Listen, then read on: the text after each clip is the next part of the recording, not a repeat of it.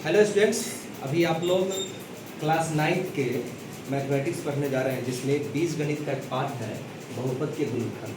बहुपद के गुणनखंड के अंतर्गत हम लोग आज गुणनखंड करने की एक विधि पढ़ेंगे, जिसमें है मध्य पद को तोड़कर गुणनखंड ज्ञात करना।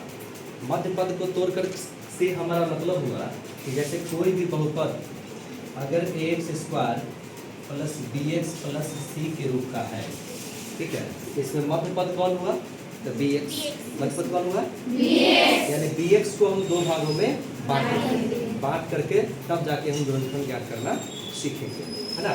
तो bx को दो भाग में कैसे बांटेंगे? तो ax² प्लस bx है, तो इसको हम cx प्लस dx में तोड़ सकते हैं एग्जाम्पल के लिए।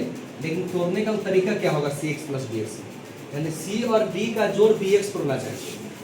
ये दोनों को जोड़ेंगे तो क्या पढ़ना चाहिए? b पढ़ना चाहिए। और ये दोनों का अगर गुना करेंगे तो हमें पहला और तीसरा का गुना हो जाना चाहिए। इसलिए इसको हम शॉर्टकट में कहते हैं इस विधि को कि पहला गुने तीसरा और जोड़ तोड़ दूसरा। इसकी चर्चा हम लोग पिछले क्लास में किए थे। इसको हम क्या बोलते हैं कि पहला गुने तीसरा, पहला गुने तीसरा और जोड़ तोड़ दूसरा। इसको हम एक एग्जांपल से समझ सकते हैं। जैसे मान लीजिए कि एक क्वेश्चन है x² plus 6x plus 8, x² plus 6x plus 8। इसमें पहला पद कौन है? तीसरा पद कौन है? तो सबसे पहले हम क्या करेंगे, इसको बनाने के लिए हम एक रफ यहाँ तैयार करते हैं कि पहला गुने तीसरा यानी x² गुने 8, तो कितना पूरेगा? तो पहला और तीसरा का गुना हम कर लिए। अब उसके बाद मध्य पद की बात आई है ना, हम क्या पढ़ रहे हैं कि मध्य पद को तोड़ करके। तो मध्य पद के बारे में हम क्या कहें कि पहला गुने तीसरा और जोड़ तोड़ दूसरा। पहला गुने तीसरा जोड़ तोड़ दूसरा। जोड़ तोड़ का मतलब हुआ कि दूसरा पद को या तो जोड़े और नहीं तो तोड़े। जोड़े मतलब जोड़ और तोड़े मतलब घटाएंगे, है ना। यानी कि 6x को जोड़ करके हम ऐसे लिखे दो अंकों में, दो पदों में, इस तरह से cx प्लस dx के रूप में कि जोड़ करके 6x पुर जाए यानी पिछला पुर जाए, और गुना करके पहला और तीसरा का पुर जाए। तो जैसे 6x है तो 6x को हम क्या क्या लिख सकते हैं? तो लिख सकते हैं 1x प्लस 5x, लिख सकते हैं। उसके बाद क्या लिख सकते हैं? 2x प्लस 4x, और क्या लिख सकते हैं? 3x प्लस 3x, ऐसे लिख सकते हैं। ये जोड़ की बात हुई है। अब जब हम देख रहे हैं इधर भी प्लस है इधर भी प्लस है, तो निश्चित है कि जोड़ना ही होगा।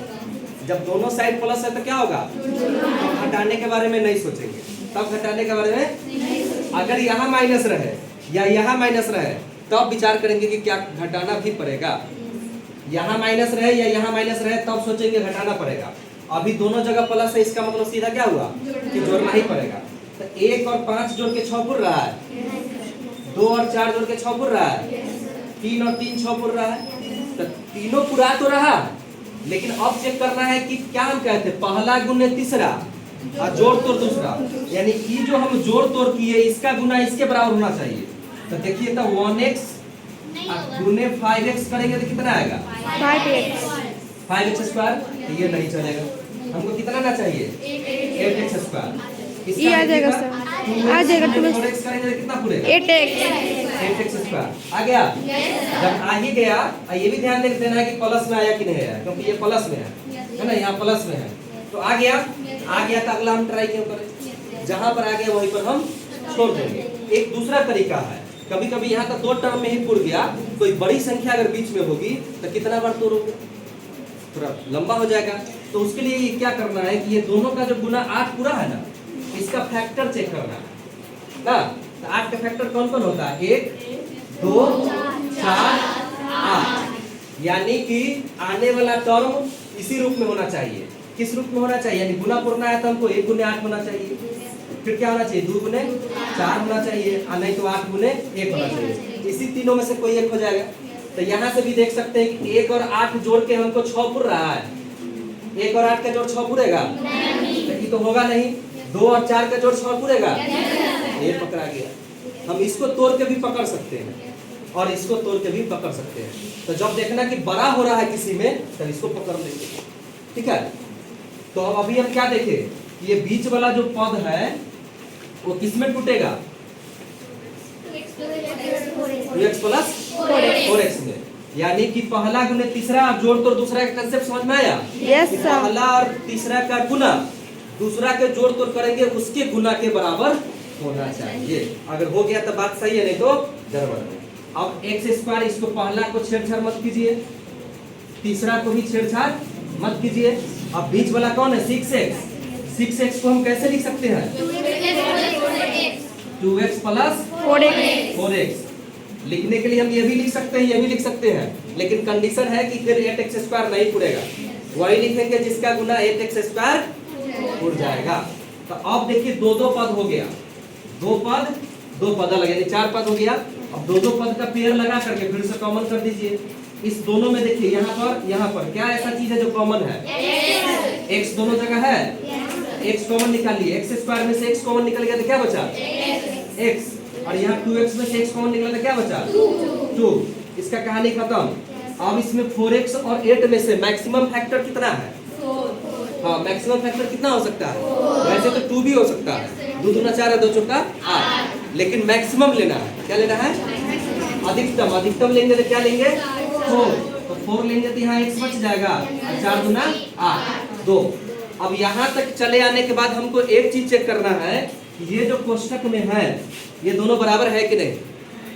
अगर मेरा क्रियाकलाप सही होगा, सारा ऑपरेशन सही होगा, इसका मतलब यहाँ पर दोनों बराबर होगा। x प्लस 2 आ गया। जब x प्लस 2 आ गया तो अब देखिए पूरा यहाँ था 3 टर्म, यहाँ था 4 टर्म, और यहाँ आ गया फिर से 2 टर्म। अब 2 टर्म में देखिए क्या क्या चीज कॉमन है, यहाँ से यहाँ तक।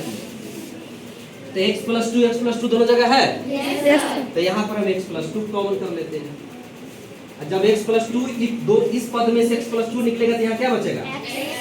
x। और इसमें से x प्लस 2 निकलेगा तो क्या बचा? 4। तो ये आ गया x plus 2 into x plus 4। यही आपका आंसर हो गया। आंसर में यहाँ पर x plus 2 into x plus 4 आया।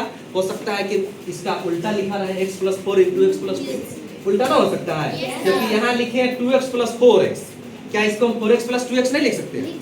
उल्टा लिखेंगे तो उल्टा जवाब नहीं आएगा। ये तो गुना में है, तो गुना में 4 गुने 3 करोगे तब भी 12 आएगा, और 3 गुने 4 करोगे तब भी 12 आएगा। इसलिए उल्टा पलटी रहे उससे कोई मतलब नहीं है। बात समझ में आ गई? इसी प्रकार से इस चैप्टर का सारा क्वेश्चन बन जाएगा। बंद कर दो।